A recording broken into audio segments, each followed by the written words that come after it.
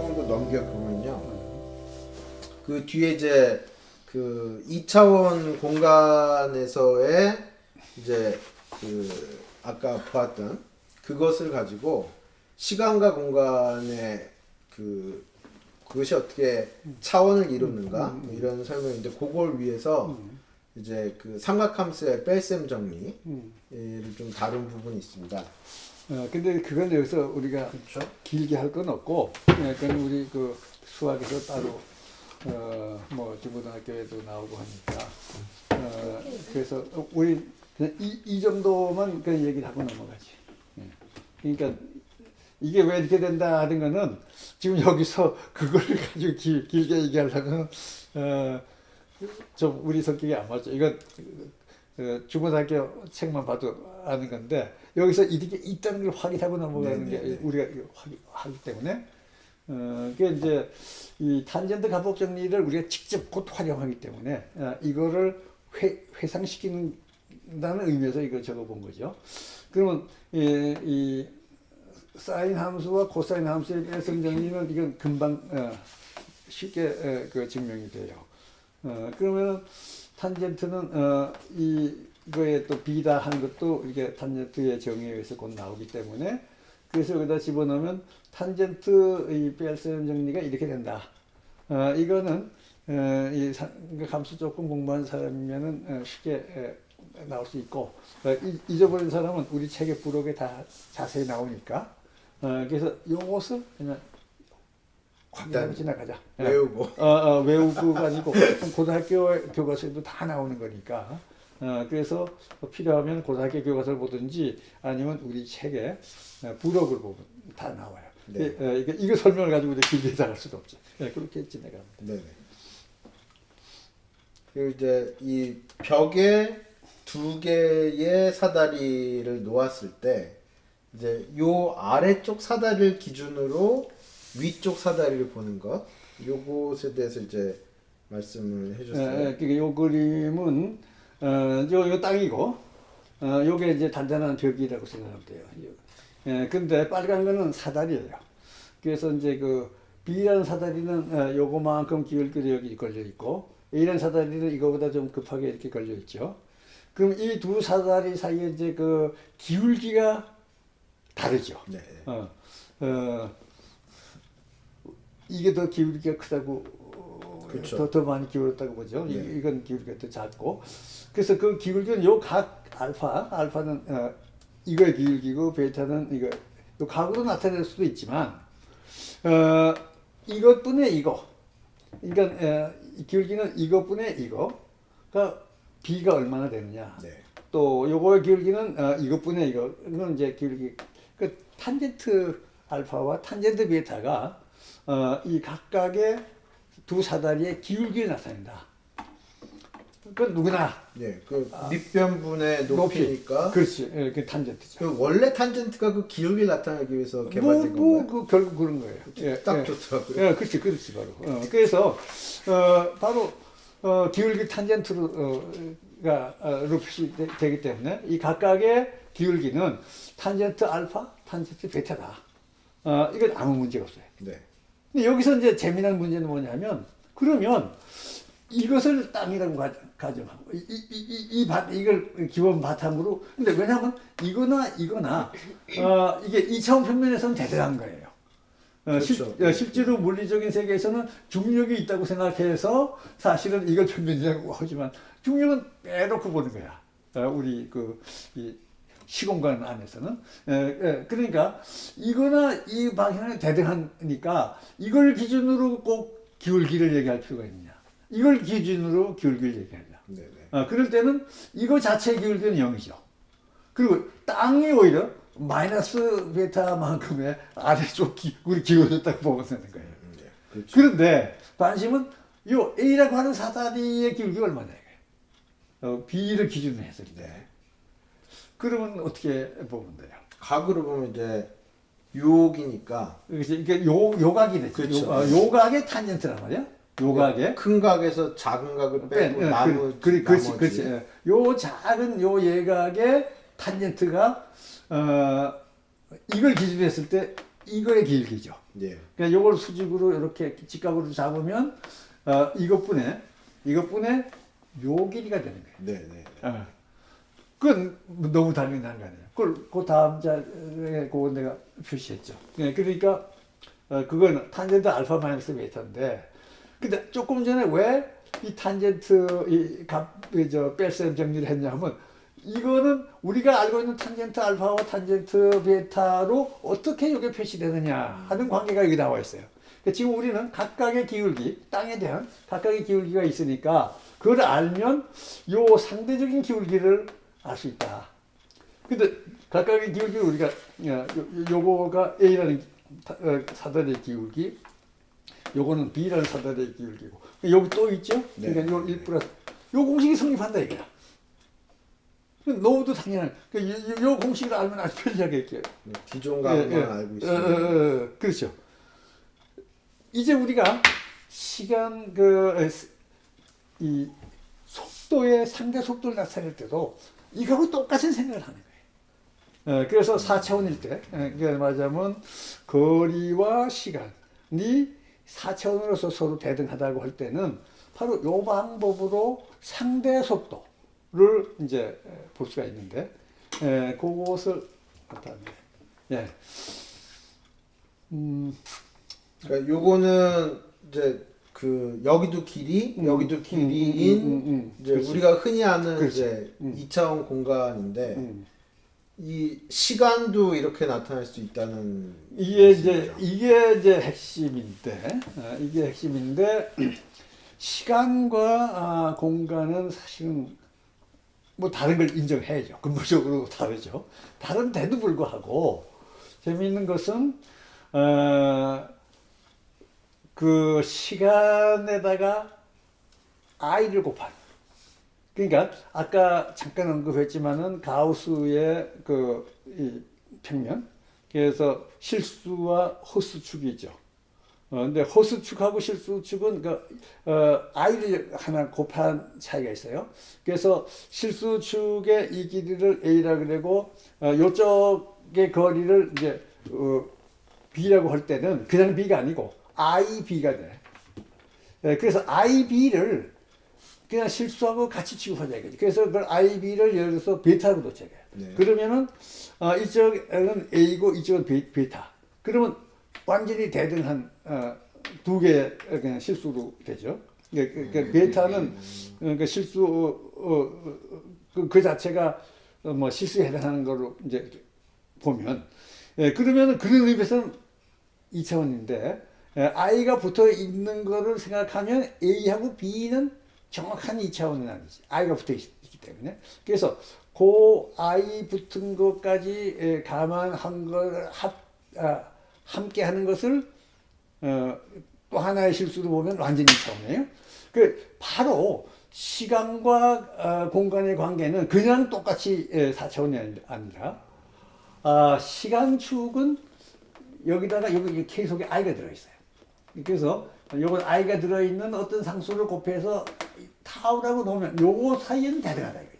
그래서 이 x와 타우 이 공간은 완전히 2차원이에요. 요걸 할 때 t는 요 k라고 하는 i를 포함은 요거만큼 차이가, t와 x 사이에는 차이가 있죠. 그 차이가 뭐냐면 우리가 시간과 공간은 다르다 하는 것이 요 속에 들어있는 거고, 그래서 여기다 적당한 k 값을 집어넣어서 요런 걸 정의할 때에 요 세 자리는 정이다 이런 의미예요. 그러면 요것과 요것은 대등하다로 시간과 공간 관계를 볼 수 있다. 그렇게 보자 하는 입장. 그래서 이쪽을 여전히 이건 시간축인 것이, 왜냐하면 타우를 알면 이 k만, 이건 보편상수니까 k만 알면 이 관계가 저절로 나오니까 이건 시간축이라고 그냥 보고 이건 공간축. 그러면 이러한 의미에서 이 둘은 2차원을 이룬다. 그런 얘기가 돼요. 그 문제 제가 조금 생각해 봤는데요. 단위를 맞춘다면, 그러니까 다 거리의 단위, 길이의 단위를 맞춘다고 하면 시간에다가 속도를 곱하면 거리가 나오더라고요. 그러니까 그렇지. 속도가 이제 단위 시간분의 간 거리이고 시간은 그냥 시간이면 둘 곱하면 분자 분모에 그렇지. 시간이 그렇지. 소과되고 그렇지. 거리만 남아서 그렇지.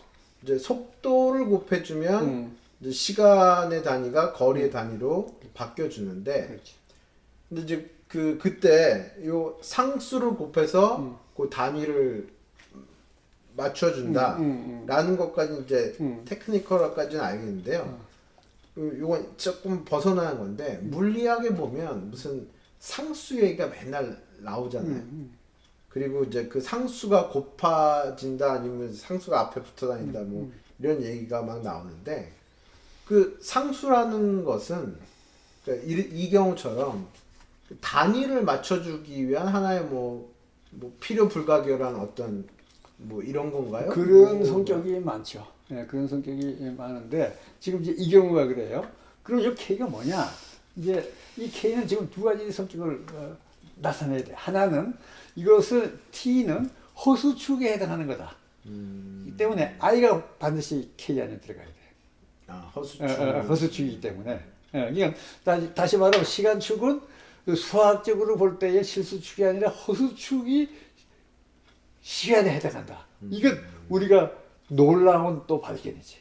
그러니까 이 실수축을 공간상의 거리를 나타낸다 그러면 이건 다른데 수학적으로 맞춰보니까 허수축이 바로 시간축에 해당하는 거예요. 그래서 수학적으로 표시하려면 I를 하나 곱해줘야 되는데 이 K 속에는 I가 들어가야 되고 그 다음에 지금 금방 지적했듯이 우리가 처음부터 시간의 단위는 초라고 해서 임의로 정했고 또 공간의 단위는 메타 뭐로 또 따로 정했으니까 이게 관계가 전혀 없이 네. 임의로 우리는 만들어 놓은 걸 가지고 있어요. 근데 이제는 이것이 2차원이면은 이거하고 대등하기 때문에 단위가 맞아야 돼. 그래서 예를 들어서 거리의 단위로 맞추려면 그럼 여기다가 어떤 상수를 하나를 곱하면은 이 거리의 단위하고 같아지는 거야. 그 상수를 C라고 그러죠. 그래서 IC가 돼. K가. 그러니까 C는 단위를 맞춰주기 위해서 넣은 거고, I는 이게 허수축에 대응한다 한 걸로 I. 그래서 IC를 요 K라고 놓으면 완전히 이게 4차원. 그래서 타우를 ICT로 놓을 때에 이 타우는 XYZ하고 완전히 대등한 것이. 그러니까 T는 그만큼 차이입니다. 실제 시간 자체는. 그런 성격까지. 그러니까 여기서 상수를 곱해준다는 것은 한편으로는 단위를, 그러니까 그렇지.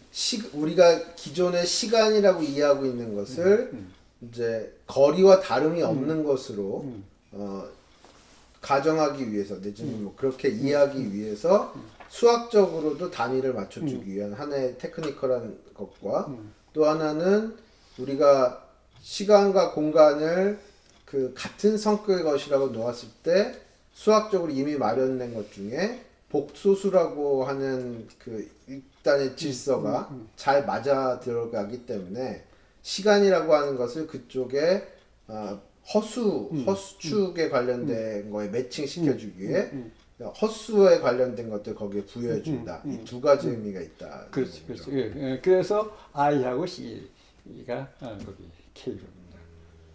그러니까 이건 참 놀라운 발견이에요. 우리는 거리축은 뭐 거리끼리 3차원 뭐 이건 아무 문제가 없는데 시간은 전혀 다른데 시간은 놀랍게도 허수축에 탁 들어가게 돼 있어. 그러니까 신이 우주의 시간 공간을 창조를 하셨다면 묘하게 이 수학의 그 실수 허수 그 축하고 매치가 되도록 시간을 만들었다. 이런 얘기가 돼요. 저기 아인슈타인의 과정은 뭐 복잡하다는 한 것인데 이제 처음부터 우리가 4차원이라고 가정한다면 이제 사고의 실제는 안 그랬지만 이렇게 가정해 볼 수 있을까요? 누군가가 우리가 기존의 공간을 3차원으로 보고 시간을 세컨드의 또 다른 1차원으로 생각했던 것에 불만을 가지고 나는 달리 보고 싶다라고 해서 나는 4차원으로 가정해 보련다. 그래서 일단은 수학적으로 생각하고 일단 단위와 맞춰서 다 거리의 길을 가지도록 하고 그렇게 했을 때 우리가 경험하는 물리 세계와 가장 잘 맞는 몇 가지 현상들과 이제 그런 가정들을 맞춰 보았을 때 시공간이 4차원을 이룬다는 것은 수학적으로 시간을 허수축에 놓는 복소수 공간하고 매칭을 시키는 게 우리 현상을 4차원을 본 것과 제일 잘 맞더라. 그래서 나는 복소수 공간을 채택하기로 한다. 그리고 그것을 위해서 시간에 곱하는 상수에다가 허수의 성격을 부여하겠다. 이렇게 갈 수 있는 그렇죠. 거죠? 그러니까 이제 100한 20년 전에 그 생각을 했으면 그랬는데 놀란 거지. 제가 너무 아인슈타인보다 앞서 그런 생각을 한 사람이 없어요. 아인슈타인 이전에는 할 수 있는 생각인데도 불구하고 한 사람이 없어.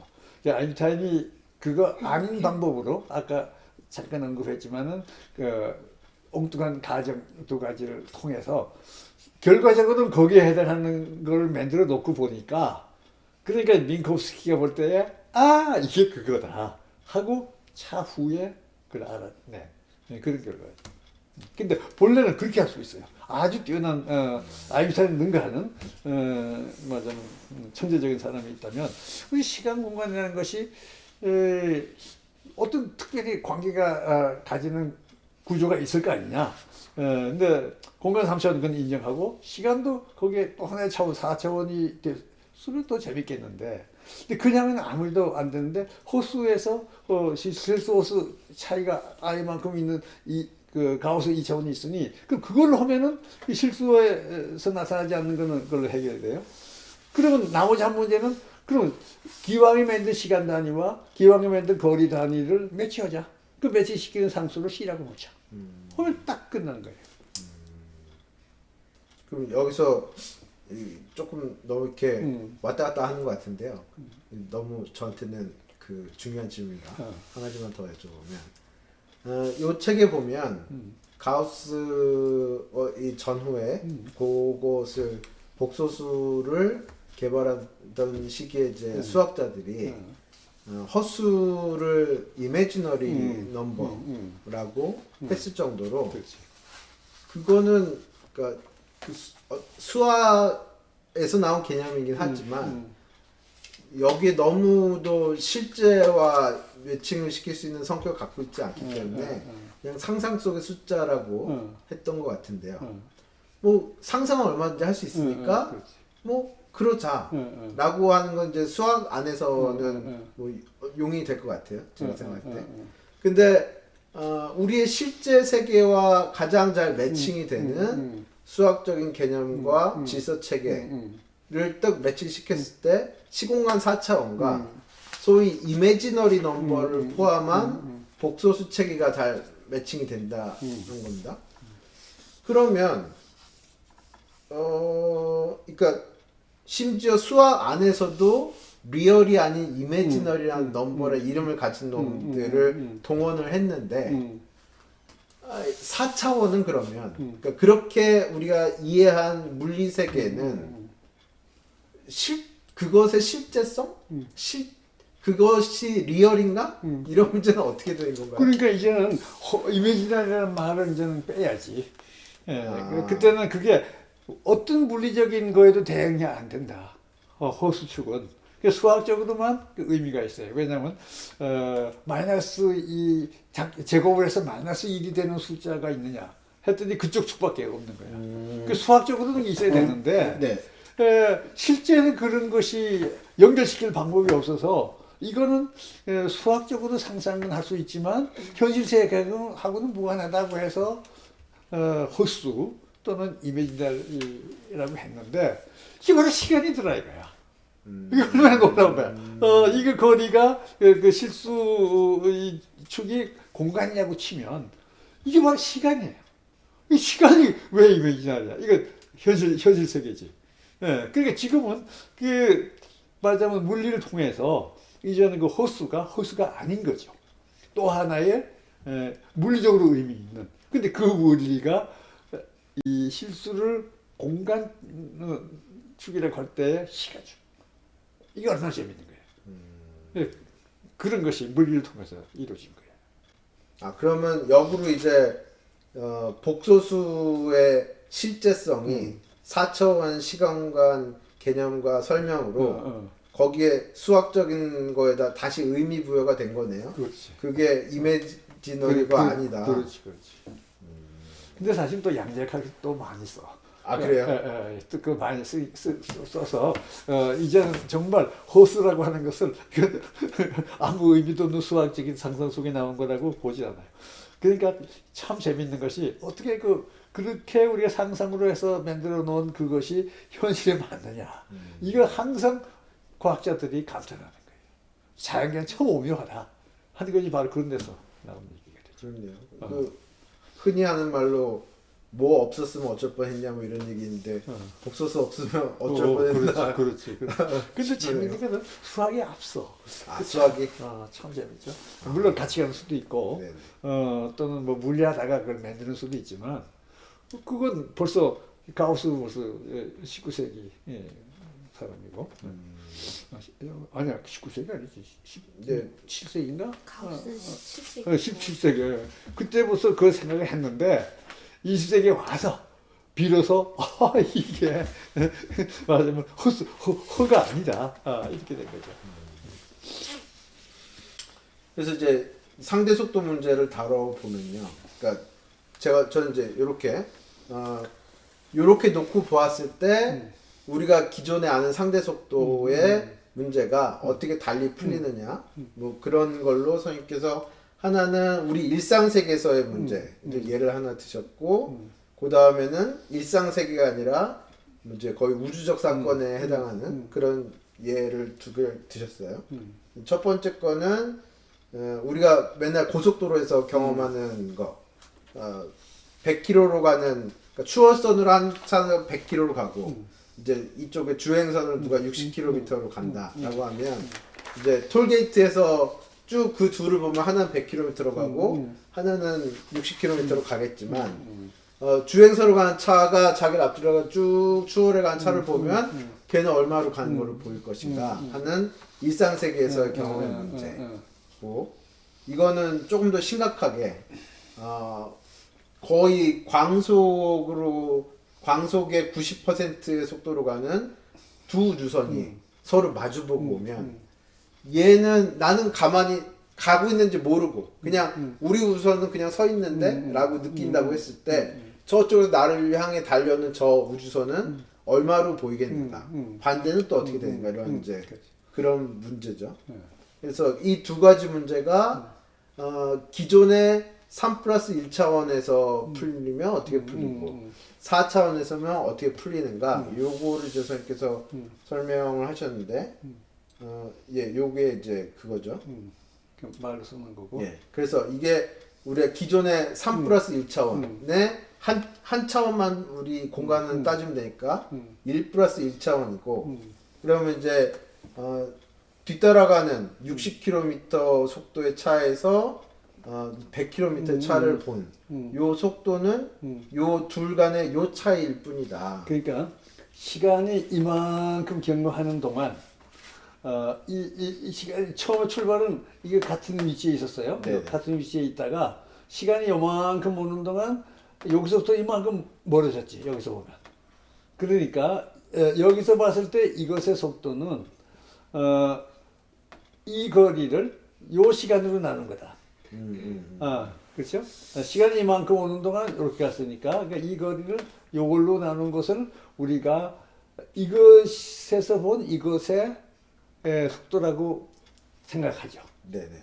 그럼 x 마이너스 x 제로를 t로 그러면은 100에서부터 그러니까 지금 요것이 100km니까 이거 1시간이고 그러면 이건 100km고 이건 60km예요. 네. 그러니까 100에서 60을 뺀 것을 1시간으로 나누면 시간당 40km.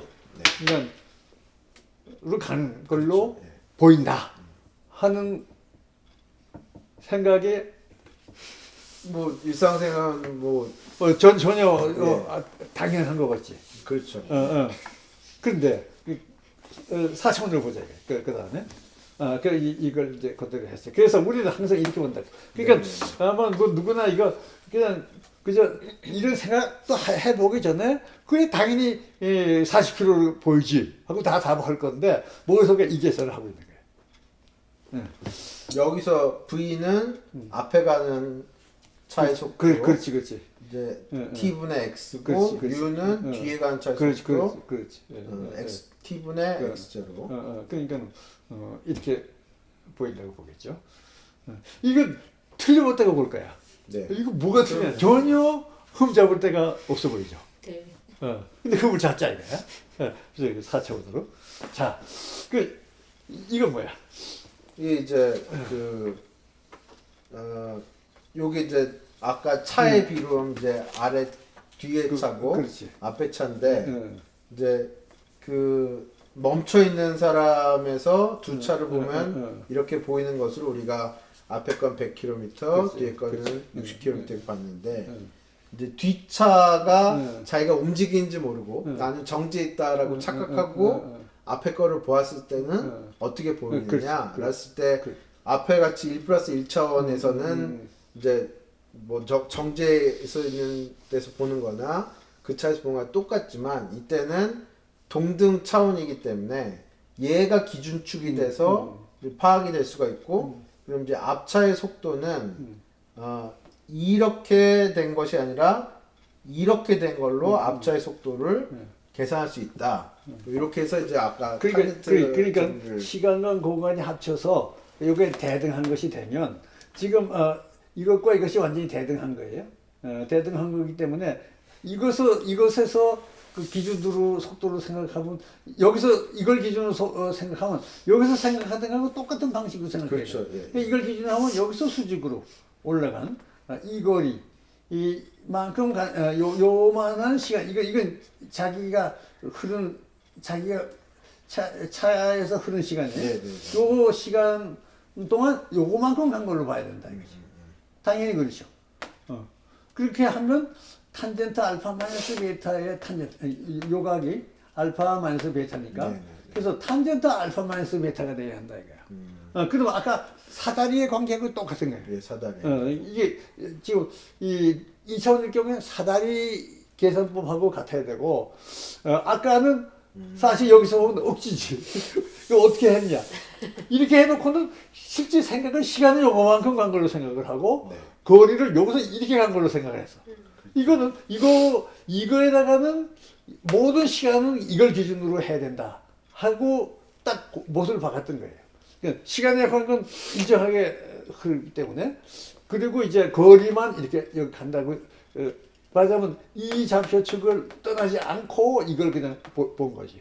근데 이것은 이것과 이것이 대등하니까 이거하고 대등한 좌표로 똑같은 방식으로 보면 아까 사다리 방식으로 해야 돼요. 그러니까 4차원으로 보게 되면은 아까 그 사다리 계산법을 써야 되고 여전히 3차원하고 이거 완전히 독립이다 하는 건 이거 하나 외에 좌표축을 돌리는 것은 무의미한 거예요. 이게 자동차가 움직일 뿐이지 좌표축이 튼 게 아니에요. 그러니까는 좌표축은 여전히 이걸로 하고 이걸 기준으로 했을 때 이 좌표축에서만 생각을 하는 거예요. 그러니까 그것이 우리의 상식을 지금까지 생각했던 거예요. 그런데 이렇게 하면 결과가 어떻게 되냐? 아까 벌써 나왔죠. 그대로 다 하면 근데 이제 요것이 속도 자체에다가 K를 나눈 거가 돼요. 왜 K가 들어갔냐면 요거가 아니고 요 T를 우리가 써야 되기 때문에 그래서 그러니까 이걸 다시 T에 대해서 고쳐주는 건 우리가 아는 시간과 관련된 숫자는 T밖에 없기 때문에 그런 거죠. 그렇죠. 그러니까 타우는 우리가 형식상은 이것이 대등하지만 현실의 시간은 우리가 이걸 보는 거니까. 그러니까 요걸로 바꾸려면 K만큼 보정을 해줘야 돼. 그래서 그 K로 여기다 나눠줘야 되고, 그러면 여기 K 제곱이 붙어 나와요. 근데 아까 얘기했지만 K는 IC, 그러니까 이 호수 축에 해당하고 C는 아까 단위 때문에 들어가야 된다 그랬죠. 그럼 K 제곱이니까 요거는 마이너스 C 제곱이냐. I 제곱하면 마이너스 1이니까 이렇게 되죠. 그래서 요 공식이 나오는 거야. 이게 굉장히 재미있는 시기죠. 그러니까요. 이게 아주 이거는 기존에 이것은 요거밖에 없다고 생각했는데 이게 없어. 그렇지. 이게 붙어 나오는 거야. 근데 이게 얼마나 신기하냐. 그거 우리 다음에 어디 표시돼 있을 거예요. 그래서 지금 두 가지 답이 나와요. 이것은 우리가 여전히 4차원 생각하지 않고 시간은 동력이고 공간도 시간을 무관하게 간다는 기존 사고방식을 쓰면 이 답이 나오고 지금 그것이 대등한 2차원을 이룬다고 생각하면 이 사다리 공식에 해당하는 이 값이 나오죠. 그러면은 아까 그 100kg, 60kg짜리를 넣을 때는 차이가 없어요. 왜냐하면 이 100kg, 60kg 여기 넣어봤자 이 C가 워낙 크기 때문에 그러니까 C분의 100kg, C분의 60kg는 거의 0이에요. 그래서 이건 0이면은 이거 1로 나누는 거 나누면 많으니까 이게 되거든요. 그러니까 우리 상식은 맞는 거야. 그런데 이 로켓의 경우는 지금 각각 땅에서 봤을 때 이렇게 됐지만 이걸 기준으로 하면은 여기다가 이 마이너스 U도 마이너스를 넣어야 되니까 요 마이너스가 캔슬돼서 이게 플러스가 돼요. 그래서 1.8이 되고 그 다음에 요것은 9981 해서 1.81이 되고 C는 이게 여기 어떻게 해서 나온 건가? 여기가 0.9C 이제 마이너스 그렇지. 0.9C고요. C가 하나씩 있지. 여기도 0.9C 마이너스 0.9C니까 위에도 C제곱 아래도 C제곱 있어서 요거는 없어지고 예. 요 C는 남지. 그거 남죠. 예, 그 요거는 요 C에서 네. 남은 거고 요거는 캔슬돼. C자. 네. 그래서 이거는 1.81이 돼. 9981. 네. 그러니까 1.81로 나누면 1보다 작아. 네. 1보다 커질 수가 없어요. 그래서 계산해 보면 광속에 아주 가깝긴 해도 여전히 광속보다 작아. 그러니까 거의 광속에 가까운 것이 왔는데도 광속보다 작아. 그러면 0.99C로 하면 어떠냐? 그 광속이 넘을 거냐? 해보면 또 안 넘어요.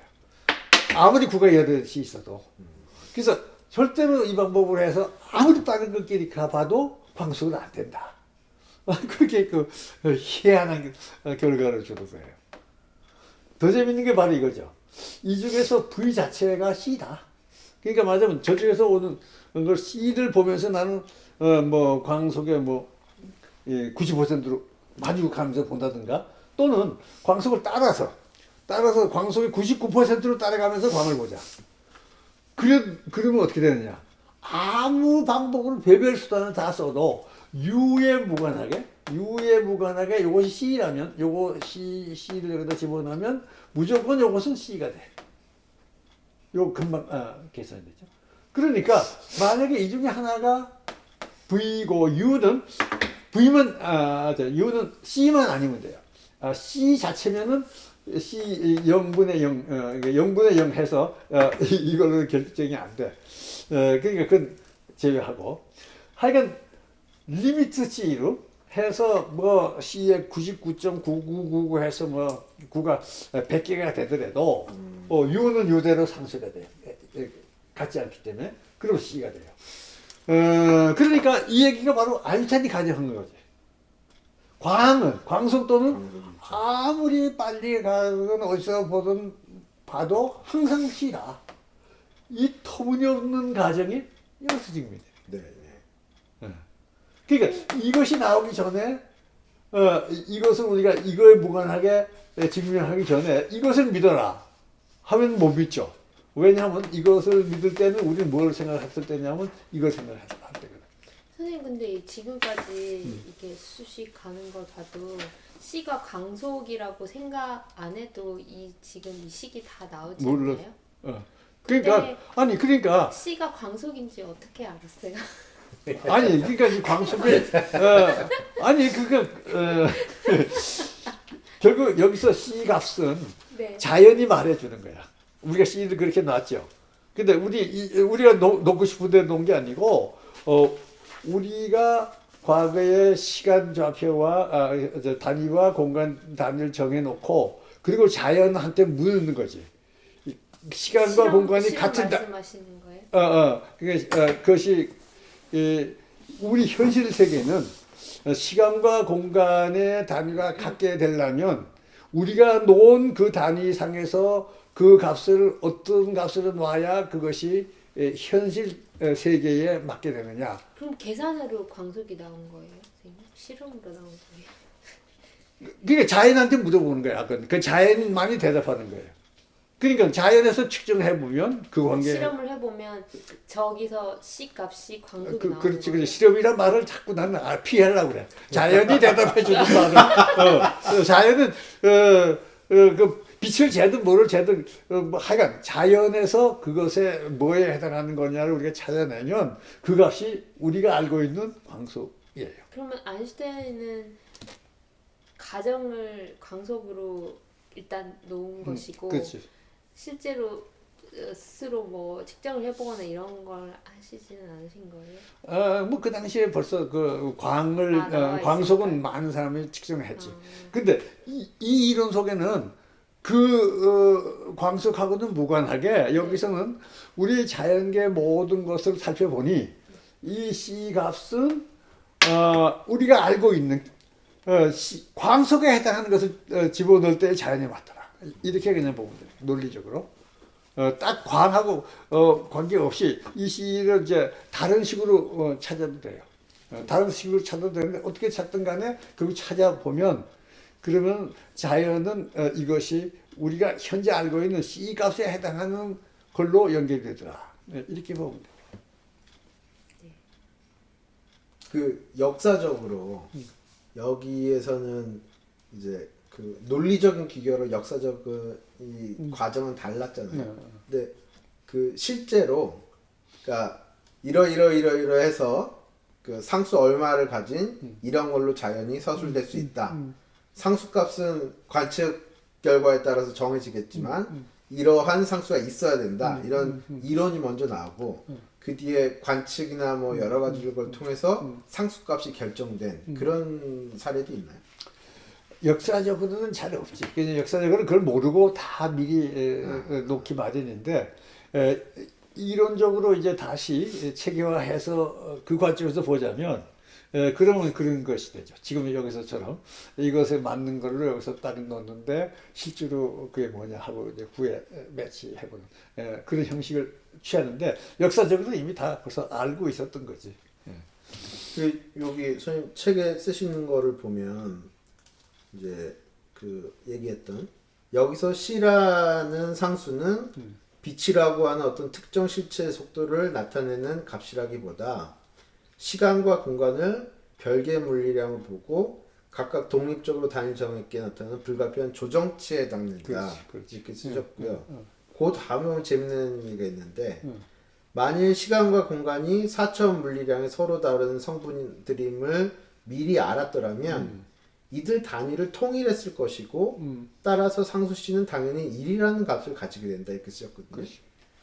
근데 이게 잘 상상이 안 되는데 만일 알았다라면 거리의 단위와 시간의 단위가 하나의 단위로 그렇지. 통일됐을 때 그럼 이 상수 C라는 게 불필요했을 것이다 이런 얘기인데 그 우리는 이제 결과적으로 그 이제 한 30만 킬로미터 per second입니까? 그런 정도의 상수값이 붙어 있는 걸 알고 있는데 미리 알았다면 그거를 그런 불필요한 상수 없는 단위로 통일했을 거다라고 하는 게 그럼 지금이라도 그런 역사적인 잔재들을 싹 걷어내서 물리학을 다시 쓰는 게 가능한가요? 그렇죠. 그래요? 그럼 지금 이점 물리에서는 아예 C를 1로 놔버려. 와, 그러네요. 그러면 거리의 단위는 어떻게 돼요? 같은 단위 쓰는 거야. 근데 그 숫자가 이렇게 어마어마하게 큰 차이가 나잖아요. 거기다가는 그 숫자의 배역분의 1을 뭐로 한다. 해서 이 중간치는 얼마인지 정할 수 있지. 킬로미터하고 1m는 근본적으로 다른 게 아니지. 1000km 너무 기니까는 1000m 너무 기니까는 1km라고 놓자. 뭐 이런 식으로 그것만 조정하면 되는 거지. 예, 그냥 같이 통일하면 돼요. 우리한테는 좀 불편하지. 우리는 1초라고 하니까 작은데 1초 동안 가는 거니 워낙 그러니까 초 단위를 시간과 공간의 단위로 통일한다 그러면 이 시간 단위는 우리한테 편리한데 공간 단위로 1초 동안의 광역 거리를 기본 단위로 삼아야 돼. 그러니까 이제 좀 불편하지. 그렇지만 그거는 그냥 편리 불편의 문제고 거기다가 우리 일상에 맞도록 그것에 뭐 억분의 1을 뭐로 정하고 뭐 1조분의 1을 뭐로 정하고 이런 식으로 조정해서 얼마나 쓸 수가 있는 그렇게. 그럼. 그럼 이것도 조금 벗어나는 얘기인데 선생님 그 쭉 말씀하시던 걸 들어보면 역사적으로 잘 몰랐기 때문에 지금 불필요한 게 덧붙은 게 많다라는 그렇지. 얘기도 종종 하세요. 가령 어, 이제 그 전류의 그 부호도 사실은 전자의 흐름과 거꾸로 돼 있다. 뭐 이제 그런 말씀도 하시고 여기서는 이것도 사실은 알고 보니 그럴 필요가 없었던 것인데 역사적으로 이렇게 됐다. 뭐 볼츠만 상수도 뭐 그렇다. 뭐 이런 것들 쭉 말씀하시는데요. 그러면 이제 물리학자들이 한데 다 모아서 과거의 잔재들을 싹 걷어내고 물리학을 깔끔하게 새로 정리하는 그런 작업을 가상적으로는 해볼 수 있나요? 그렇죠. 근데 이제 워낙 지금까지 해놓은 게 이게 불려놓은 게 많아서 그걸 정리하기가 좀 힘들지. 그러나 지금이라도 그렇게 해가지고 하면 훨씬 깔끔해요. 많은 상수들을 다 제거할 수가 있죠. 그러니까 말하자면 이제 곧 얘기하겠지만 그 양자역학의 플랑크 상수 H라고 하는 거 이거 필요 없는 거야. 1로 넣으면 돼. 아 그것도 조금 전에 이제 볼스원 상수 이거 필요 없어요. 그 몰랐기 때문에 만들어진 것들이 많이 있고 그래서 왜 이게 이런 상수값이 되느냐 하는 거는 나중에 알고 보면 우리가 몰랐기 때문에 같은 건데도 서로 다른 단위를 정해놓고 하다가 매치시켜 놓고 보니까 단위 조정을 해줘야 돼. 그래서 생겨난 것이 많은 경우에 중요한 상수거든. 그러니까 말하자면 우리가 이해가 깊어질수록 상수가 줄어들죠. 다 연결되니까. 연결이 몰랐으면 따로따로 하지만 연결로 하나가 되면 통일이 되면 두 나라의 화폐 단위를 따로 둘 필요가 없어요. 하나로. 뭐 그 비슷한 거.